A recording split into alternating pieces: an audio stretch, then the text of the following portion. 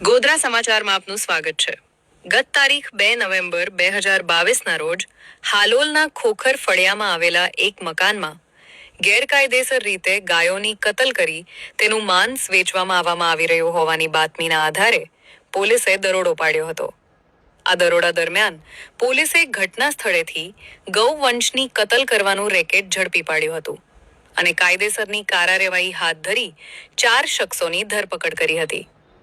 આ ચકચારી કેસ હાલોલના ત્રીજા additional and sessions જજ બીડી પરમારની કોર્ટમાં ચાલી ગયો હતો।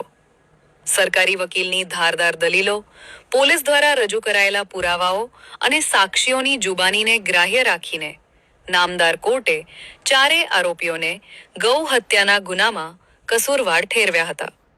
સજા પામેલા આરોપીઓના નામ: 1 ફારૂક, 2 મહેબૂબ બેલીમ, 3 મહેબૂબ મલેક, 4 કરીમ શાહ। પંચમહાલ જિલ્લામાં ગૌ હત્યાના ગુનામાં આજીવન કેદની સજા થઈ હોય તેવો આ પ્રથમ કિસ્સો છે, જ્યારે સમગ્ર ગુજરાત રાજ્યમાં આ બીજા નંબરનો કેસ છે જેમાં અદાલતે આવી કડક સજા સંભળાવી।